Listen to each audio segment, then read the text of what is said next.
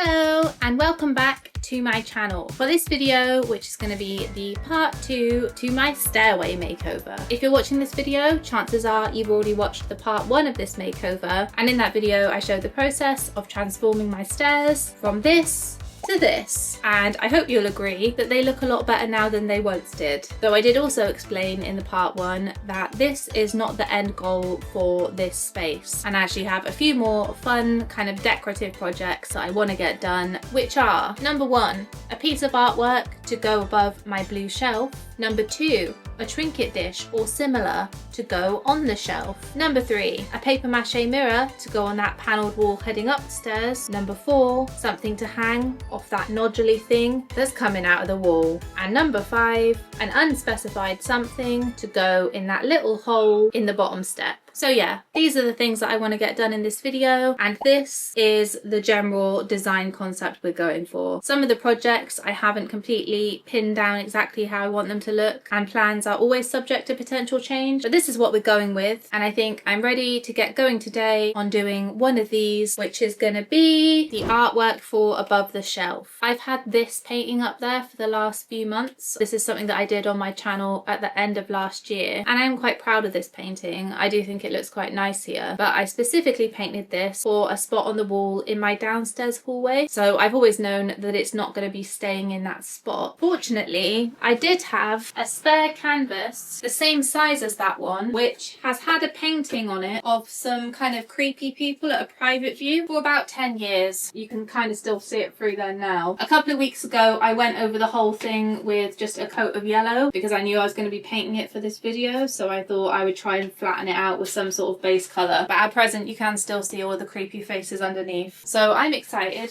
for those to be gone. Quick aside here about this original painting, because I actually think it's relevant to my plans for this painting and maybe interesting to anyone who might be nosy about a younger, more naive version of myself. I started this painting in 2015, which was the year after I'd graduated from art school and moved down to London to seek my fortune or whatever. I was working full-time at a clothing shop in Camden for shit money, and was also interning 1 or 2 days a week at a gallery in Islington because I'd heard that that's what you do when you're trying to make it in the art world. So yeah, I was working 6 or 7 days a week and constantly commuting from south to north London, and it did not take me long to get very burnt out and pretty resentful about the free work that I was doing at this private gallery, which I didn't really feel like I was getting any benefit from being at, because most of the time my duties involved sitting alone in an empty space for hours, or being a waitress and pouring shit wine for posh people at private views. And I'm not hating on the people I met there, almost everyone was very nice to me, but I do remember feeling so out of place and uncomfortable in that setting generally. I couldn't bring myself to mingle or network. I just watched people from the sidelines and then went home and did these slightly bitter drawings and paintings of them. I can't say that this was a great time in my life, so it's about time that it gets painted over. But I do want to keep a nod to the gallery in this piece, so I'm going to be making a little gallery label to go alongside it on the wall. Okay, back to the video. The plan for this painting, as you can see in my design here, is actually very simple and hopefully very easily achieved, because this is going to be making up part of a gallery wall, which is already admittedly a little bit busy on the eye. I didn't want to do anything too intricate or fiddly that was going to read as like visually messy in amongst everything else. Sometimes you just need a palette cleanser piece of art in a space, and simple abstract compositions are really good for this, and also are relatively easy to DIY at home to match your own colour preferences and size requirements. I'm actually not certain on the composition, and the way I drew it in on my design isn't necessarily how it's going to look, because I want this to be something that I can be quite free and intuitive with while I'm painting, just because that makes things a little bit more relaxed and enjoyable for me. The one thing I do know is that I want this to be a mostly blue piece to match back into the blue shelf that it's going to be hanging above, just because I feel like at the moment that blue shelf feels a little bit too out of place in amongst all of the white of the walls, and I feel like pairing it with another blue kind of larger object or square on the wall will make it look more intentional somehow. I don't know whether that is the case, it's just a theory that I have and something that I want to try out. I'm also confident I want to do it blue because the other day yesterday I remembered that I have a tin and a half left of this blue emulsion tester paint, which I bought for the mural that I did above my living room door, which is obviously in the same hallway space as my shelf and as where this is going to go. So it's all getting tied in nicely together. Obviously emulsion paint isn't usually a go-to for painting a canvas, but this is just a base coat, and also I am interested to see how this goes on. It's a test if nothing else, and we can always cover it up. We're already multiple layers deep of shit paintings as it is. What's one more on the list? I'm gonna prop this up on my desk and then we can start painting.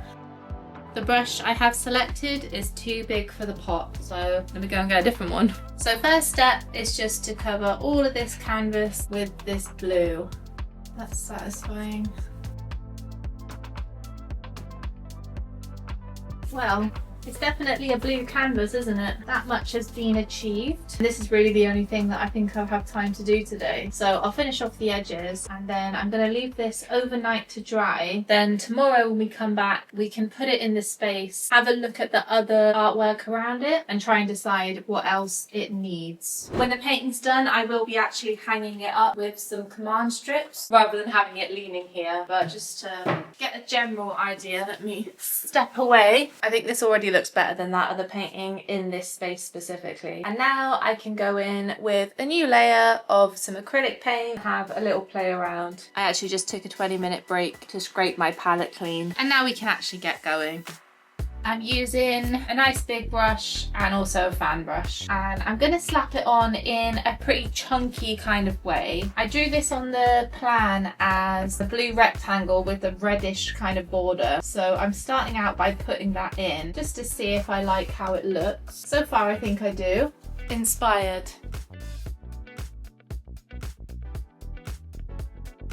It's nothing groundbreaking by any means, but it's just something to slap up on the wall, isn't it? This is the kind of art that really triggers the "my kid could paint that" brigade, which is honestly just such a tired argument in like modern and contemporary art. You know, sometimes you're scrolling on TikTok or whatever and you see someone post some of their art and you just know what the comments are going to say before you even look. There's always at least one parent acting horrified and shocked that somebody would dare do abstract painting and stating with a level of fury that's honestly so rarely warranted in any comment section, but definitely not when someone's posting their art, that their 5-year-old kid could do a better job and yada yada. And sometimes that could well be true. This is not a painting that a 5-year-old couldn't do technically. I'm just slapping things onto a canvas, but it's just a really boring conversation to have with people. I need to remember that this isn't really a painting that needs to stand on its own merit too much. This is just part of a bigger picture, that broader gallery wall, and I want something simple.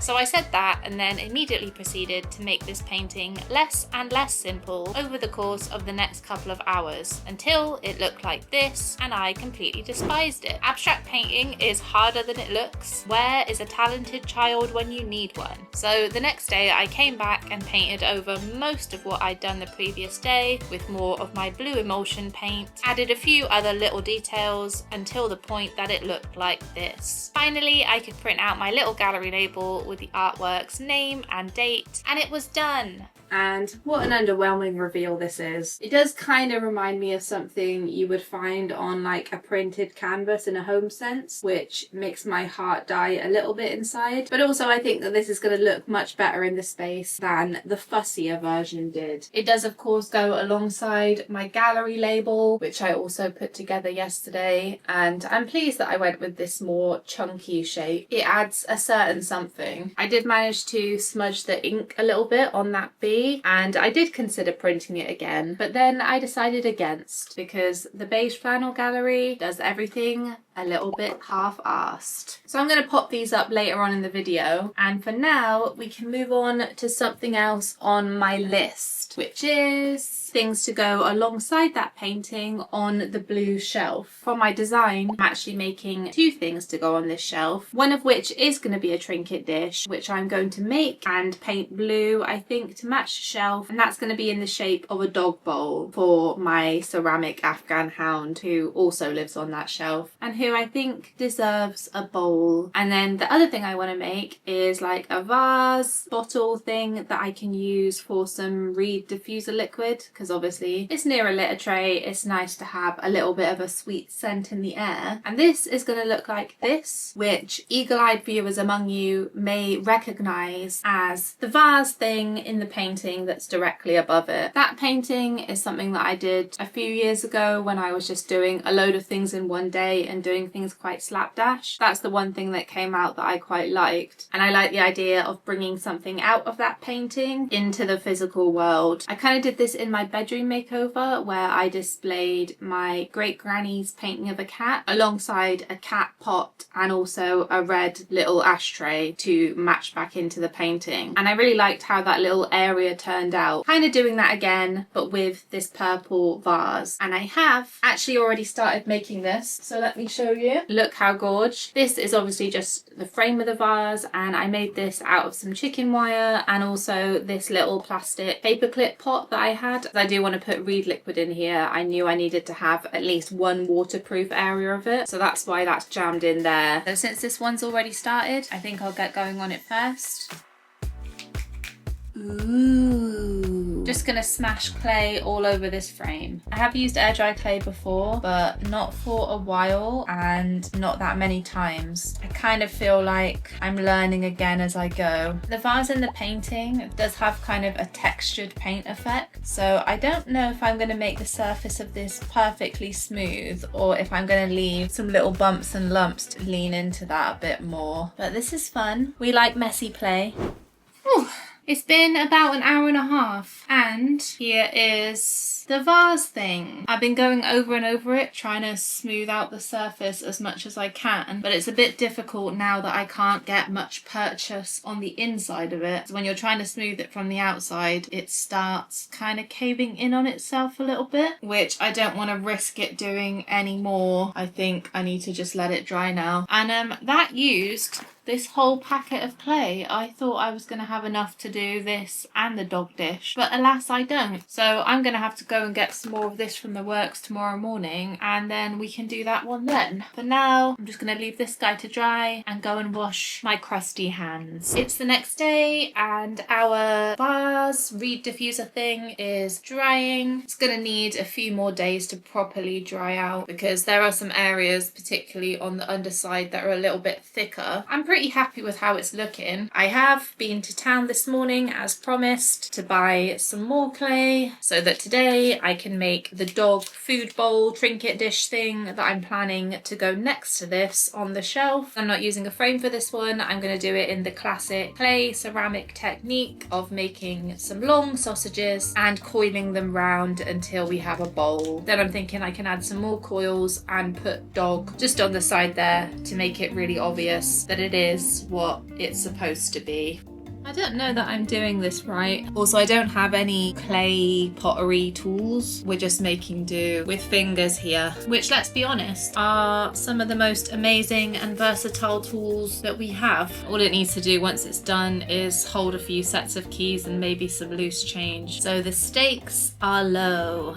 I've been feeling really low on motivation the last few days, and I'm not really sure why. Could be a hormone cycle, because that does have a tendency to fuck me up. But usually all it takes is for me to get going on making something to pep me back up. But actually I found that yesterday, after working on that vase, I just felt kind of mentally and creatively pooped, to be honest. And I don't know why, but I've been really avoiding working on the projects that I need to for this video. I've been really focused on drawing instead. One of my goals is to get better at drawing people and drawing faces. So I've been trying to teach myself how to do that using kind of the grid method. And I've been quite pleased with my progress so far. The ultimate goal is that I want to do a self-portrait painting wearing a clown costume, which I'm also going to make myself. And that's something you'll see in a video at some point, though at the moment, like I said, I'm just in the tentative testing the water stages. This I think is going okay. It's getting a little bit floppy,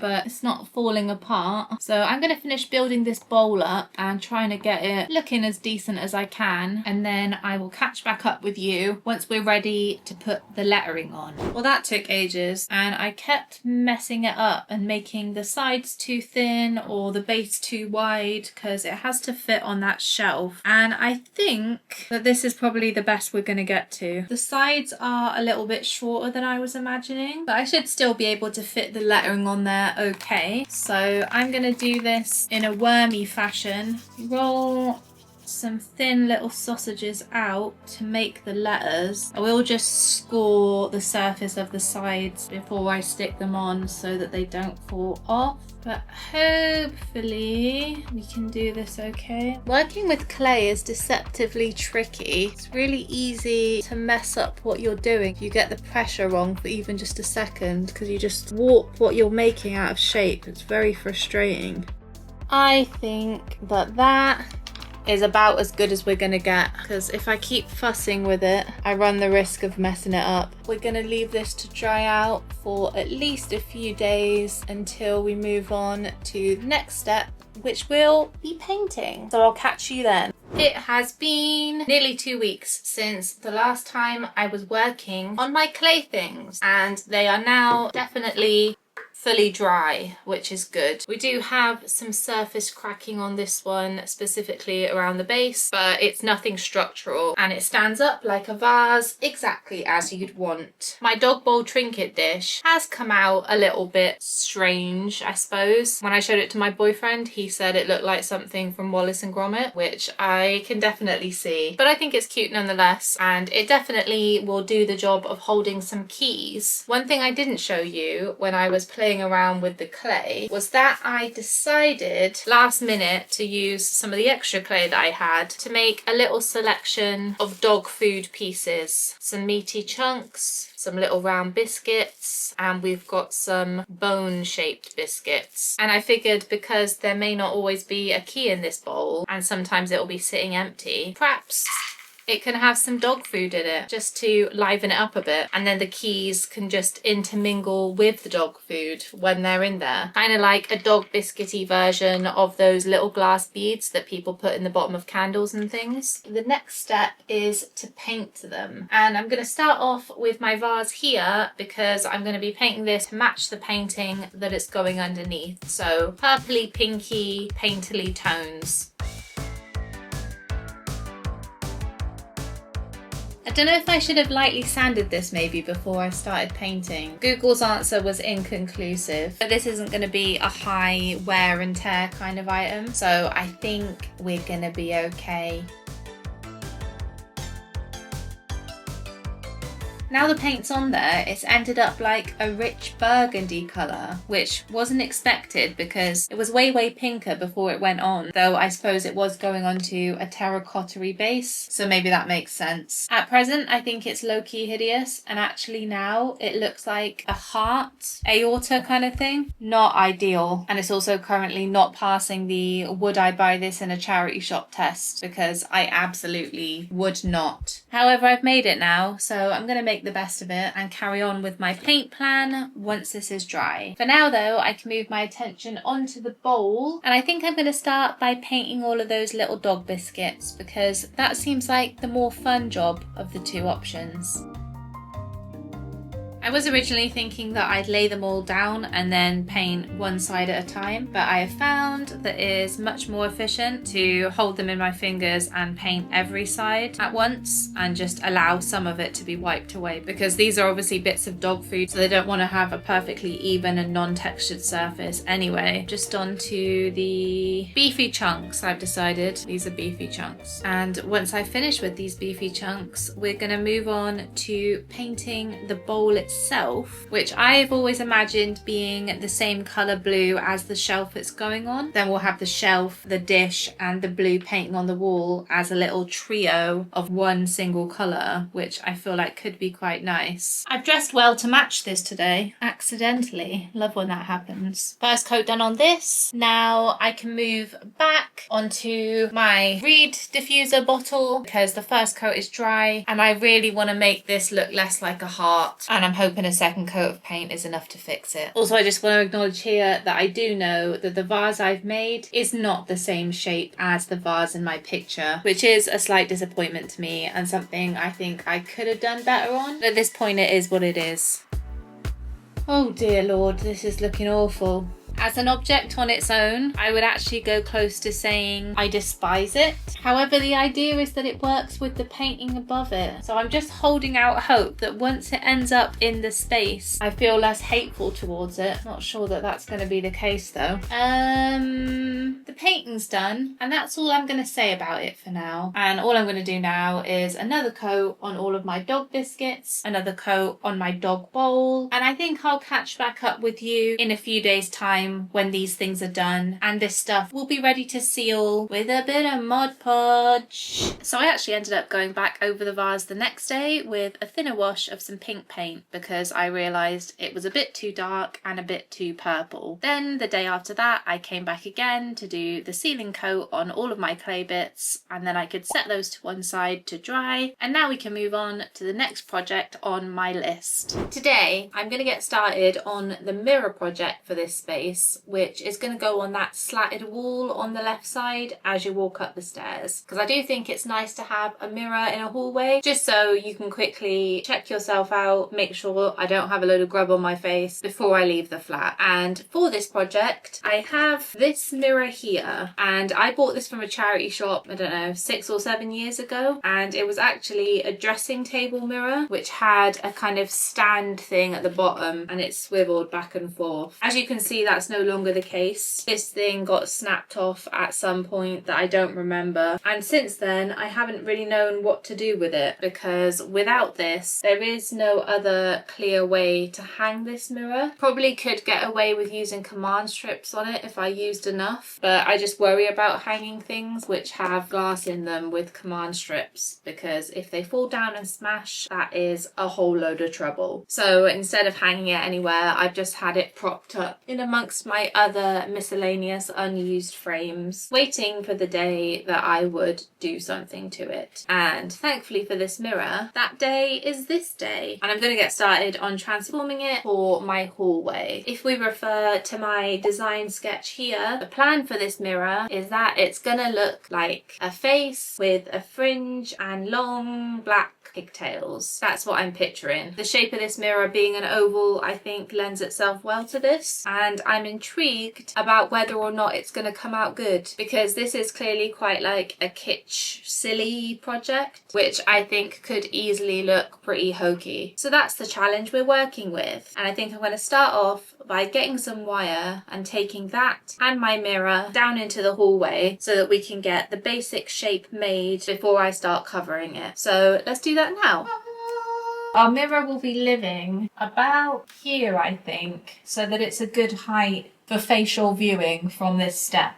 The plaits are gonna twirl around this remaining space. Got some nice heavy duty galvanized wire here to help me frame out how that's gonna work. Unravel a load of it. This is gonna be a bit like the paper mache squiggle project that I did for the doorway up there in terms of how I make it, I think.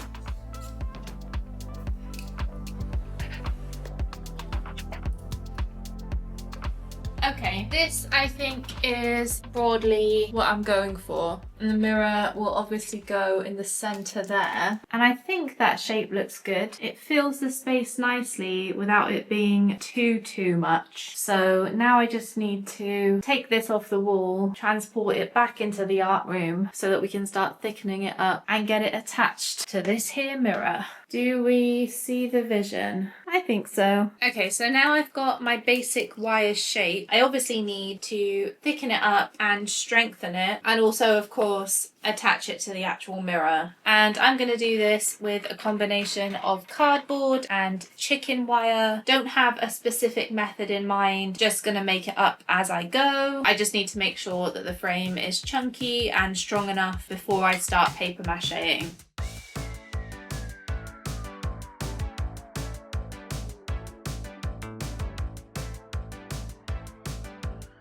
Okay, so I've chopped out a nice bit of my chicken wire, and I'm thinking I can use this to wrap the back side of the mirror, and then it will give us some really good options for strong places to hang it from. Just finished bending the chicken wire around the back of this into the plaits, and also now it's got a little swoopy fringe either side. I can't say it's looking like much from the front so far, and the next thing I need to do is thicken out the plaits themselves, and I'm going to do that with the same method as what I used on my paper mache squiggle out in the hallway, which is to cut some nice long thin strips of cardboard and just wrap them round and round the wire until we get close to the desired girth. So I've just been bulking it out with a combo of things: some cardboard on the bottom, bits of masking tape, and also some shredded brown paper, just because I had a lot of it that came in something I ordered online, so I might as well use it, and it's a good way to add mass. So I'm just going to finish covering both of these plaits with a few layers of stuff, and then I will show you how it looks. It's like an egg with tendrily legs coming off of it. It's kind of alien and a little bit unsettling, but I'm hoping once I've covered up this fringe section it's going to be reading a little bit more like hair, and then even more so once it's paper mache'd and painted. So now I'll just carry on covering the rest of this wire frame and also the plastic mirror with our padding, and then I will report back to you once we're ready to start gluing.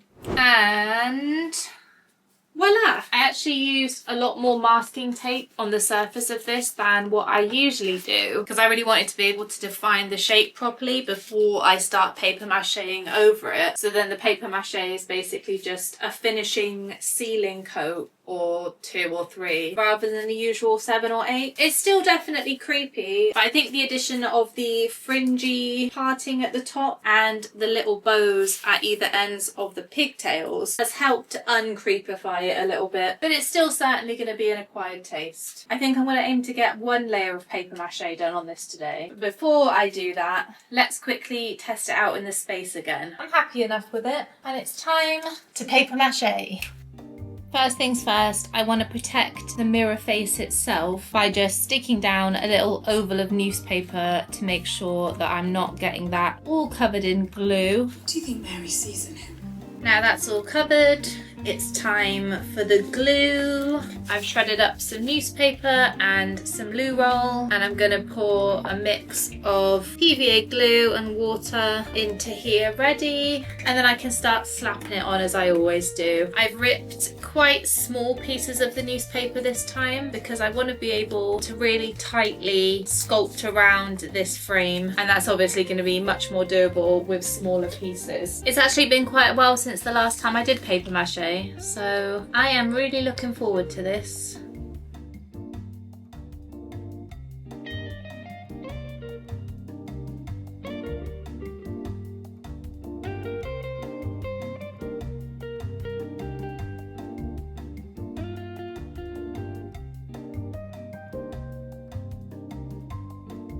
Okay, it's been a couple of hours and I am now out of glue and out of steam, but I've done the head section and I've started on one of the plaits, and so far I think it looks okay. I need to stop and have some dinner now, so I'm going to leave this to dry overnight. I have a root canal appointment in the morning, so I will see you after that with a numb face and hopefully a dry plait mirror to continue. Boop. The next day I did indeed return and carried on with the paper mache, only my numb post-dentist face was really pissing me off and I was feeling a bit down in the dumps, so I didn't talk to the camera again until the following day. I finished the first coat on the front of this yesterday, so it all has been covered with at least a little bit of the paper, but it all needs going over again. My opinions on it are still a little bit up in the air, to be honest. It's still reading alien octopus egg hybrid, which is throwing me off, but I'm hoping that once it's painted and once the mirror face is exposed again, I'm gonna like it, because I was looking at pictures of it from a couple of days ago and I liked how it looked in the pictures, so I just need to get my liking of it to transfer to real life. Also, tooth update, it feels much better today and I've regained full movement in this side of my face. So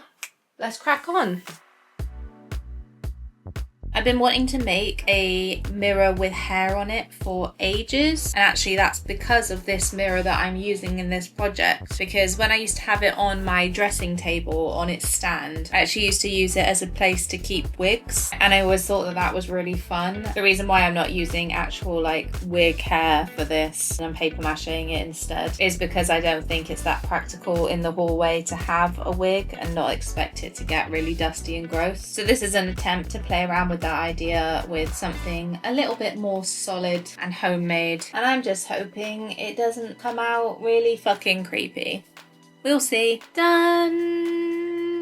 Now I just need to leave this to dry for a day or two before I can flip it over and cover the back. Well, hello. A number of days have passed since last I worked on this project. I did do some more paper macheing off camera, and now the whole front has had a number of coats, as has the back, and you can see our hook still sticks out the back here for hanging, and now it's all lovely and dry. So I want to get the first coat of paint on this today because I know it's going to take a few coats to get a really nice finish on it. I know that I want these pigtails to be a really dark browny black colour, although it has since occurred to me that this might end up looking a little bit like Wednesday Addams, which is not what I intended, but it's just the colour that I had in mind, so I want to proceed with it. But before I start with the painting, I do actually have one more new step that I want to try on this that I haven't done on any of my paper mache projects before, and that is to try and sculpt into it a little bit more now that the paper mache is dry. And really I'm doing this because I want to give my new toy a go, an engraving pen, which I actually bought a few months ago from Lidl. It was in that middle aisle of untold wonders, and I thought, ooh, maybe I could start engraving things, and then I never used it because I haven't had anything thus far that I've needed to engrave. But I thought maybe I could try it on this and just see whether it does much and whether I can get a little bit more detail into this shape. Specifically, I'm thinking on the pigtails themselves, because I was looking at this little pot that I have here on my desk and looking at the way the plait looks in this and how it's got kind of a central channel running down the middle and then scalloped kind of edges on either side. I don't know how to describe it, but we all know what a plait looks like, right? And I was thinking I would just add detail in with the paint. So then I remembered this thing and thought, why not give it a try? Don't know whether it's going to work that well. If it doesn't, maybe I'll edit this out of the video, or maybe I'll keep it in so you can learn from my mistakes.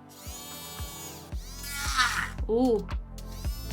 It is doing something. I'm just not sure if the something it's doing is good. I'm going to carry on though because I want to, and we're still going to sand this anyway, so if I do mess up I'm sure I can correct that a little bit.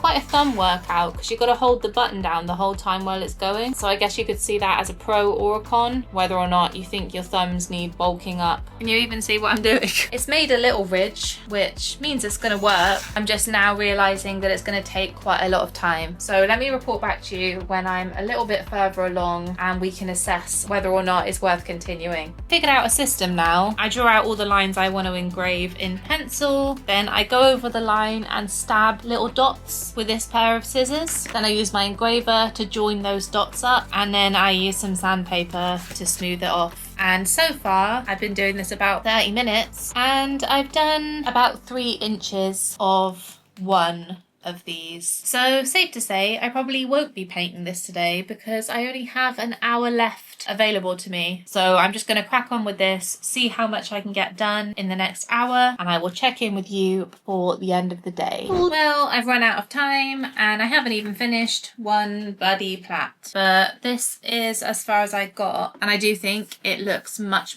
better with that engraving on it. It feels a lot nicer and smoother too once it's sanded. Kind of looks like an elaborate long plaited bread loaf at the moment, which is nice. For reference, this is what it looks like before and this is after. So even though it's very time consuming, I will be doing the rest of it as well. That will be tomorrow now because I've got to get my stuff together and head out somewhere. So I will speak to you tomorrow. It's the next day and I'm back doing some more engraving. I have much more time today than I've had any day the last week. So I'm really hopeful that I can get all of this engraved and sanded and a first coat of paint on today. So I spent the next couple of hours going over and over these plats using the same 3-step method as I had done the day before. I was feeling a bit like a dentist using my little tools, and I've got to say I found this whole process to be highly enjoyable.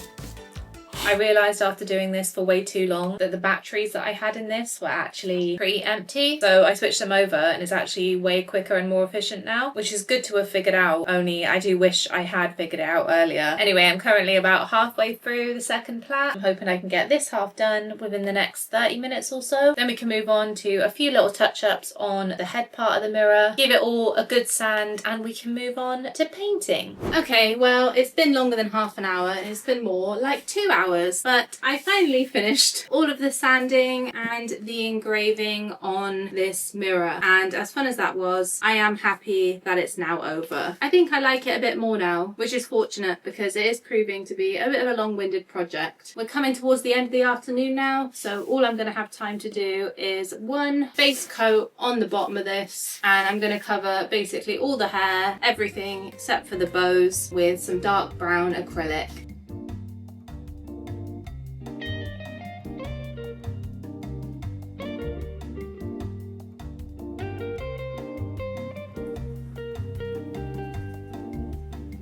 It already looks a lot more convincingly like hair. Still having fun, but I am getting very hungry and a little bit achy and tired now because it's nearly 7 o'clock and I still need to eat and shower and get my shit together for work tomorrow. So I'm gonna fly through the rest of this painting and talk to you again in a couple of days' time when we've got a dry first coat and we're ready to go in with a few details. It's a few days later. The first coat of paint on the front of this is dry, and I have also taken the liberty to already paint the back, which is a little bit roughly done, but because it is the back, it does not matter. And now I'm just going to go in with the second coat of paint on the front. I was originally thinking I was going to do this semi-detailed to help push the idea that it was hair, but now I've done all the engraving on these plats, I think I can get away with a more of a flatter finish on the paint. So while I am going to add some dimension with it, I'm not going to go too hard because I think it's unnecessary. Also need to paint the bows today, which I believe I'm going to be doing red. And yeah, it's already quite late in the afternoon as I'm filming this, and it's also quite late in the process of me making this video. I'm just taking so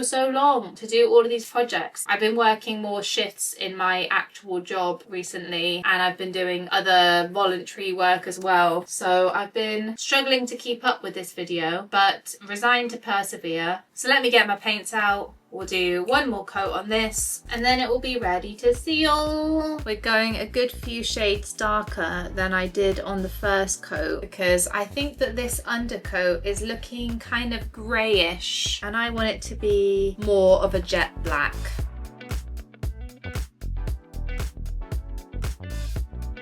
This colour looks way better than the first coat.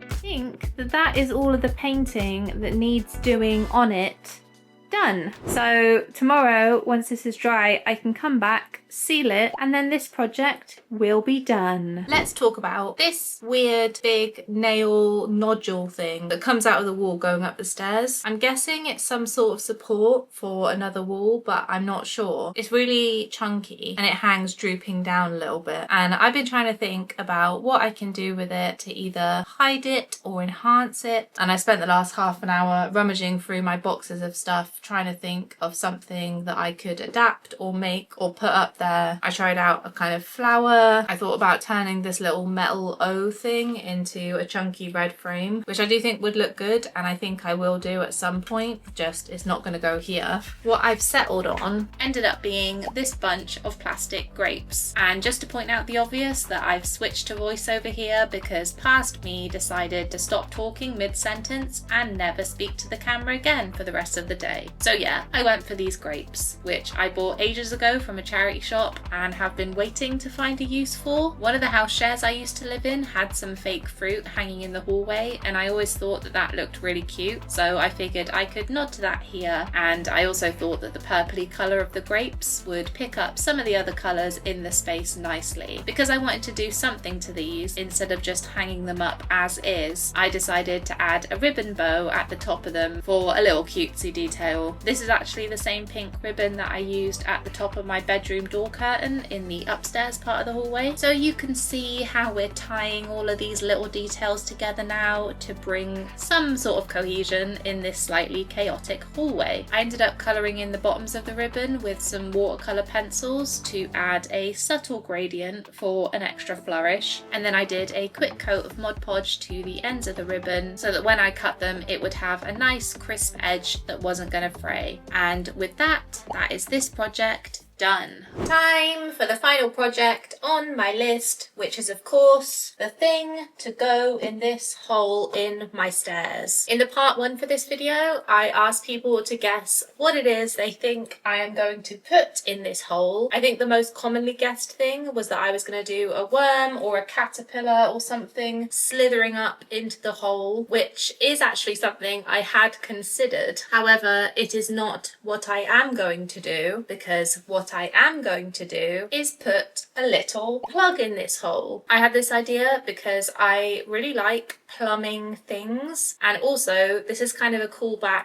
to my university degree show when we were told that we had to make business cards to put alongside our art, and I must admit I didn't take this brief very seriously, so I ended up putting a photo of my face with a plug in my mouth on my business card and put that I was available for catering. I'll put it up on screen if I can find it. And yeah, what's better for a hole than a plug? So the original plan was to make a plug out of paper mache or clay or something, and here I have a first draft of it, which is actually made out of the plastic bit of the inside of a thread spool, which I've just covered in paper mache and tried to make it look like a plug. Obviously, because it is a thread thing, it's really long, but I thought that wouldn't matter because it will be hidden in the hole anyway. But I wasn't fully convinced by it, and I really like the idea of the plug actually being rubber, like a real plug. So then I was looking online at little plug stoppers, but I couldn't find one the right size for this hole, which is quite small. Then I just was having a look through all of the things that I hoard in my flat, specifically my DIY bits, and I came across this packet of chair buffers that I bought at some point, but I don't really remember why. And lo and behold, they look just like a little plug, and they are the perfect size for this hole. What are the chances? So I got one of those and I added a little hoop and a bit of chain from an old broken necklace to make my tiny plug.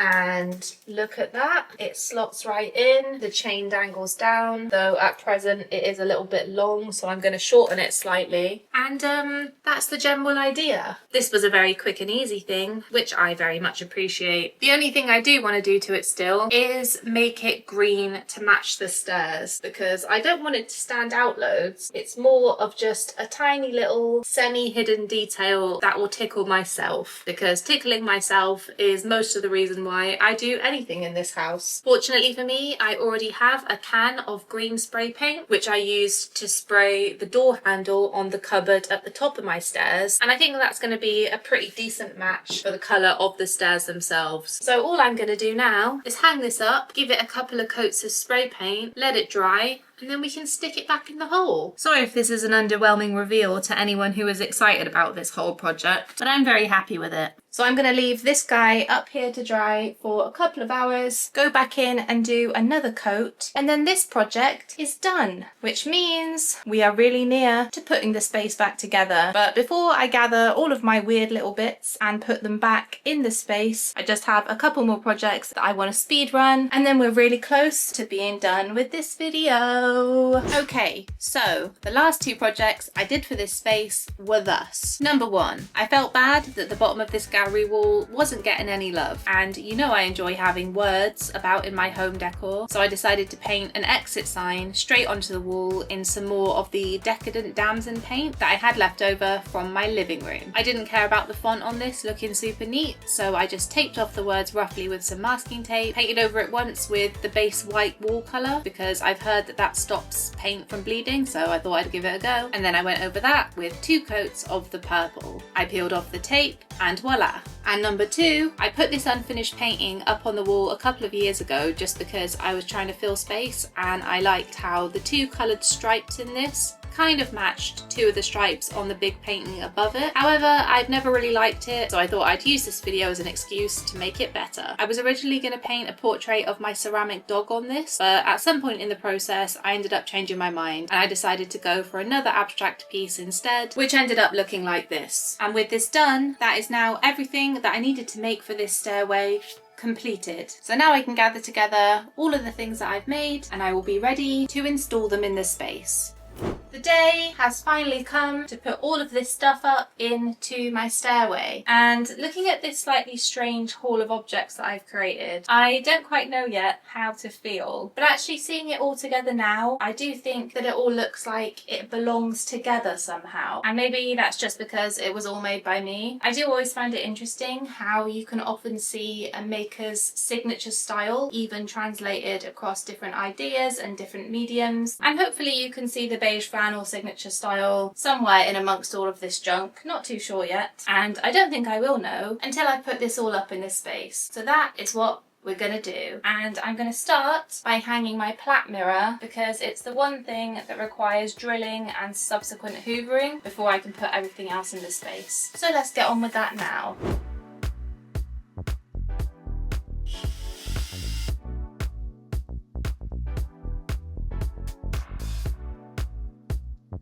Oh yeah, that's weird, alright.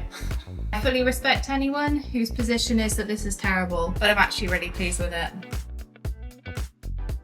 Next we can return this painting to the wall and hang my blue canvas alongside this little gallery label.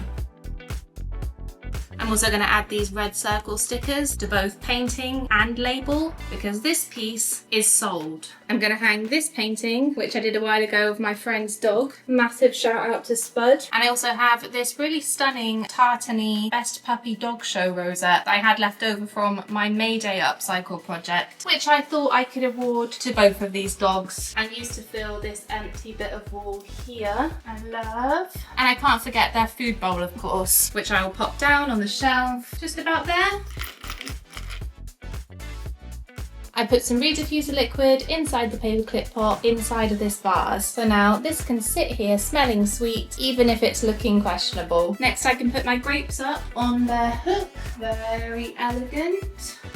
And finally, I can plug this hole firmly with my new green stopper. I am wondering if I'm going to keep knocking this as I'm going up and down the stairs and it's going to come out of the hole, but that's something I'm only going to find out with time. And instead of worrying about that, now is a time for celebration because I'm done.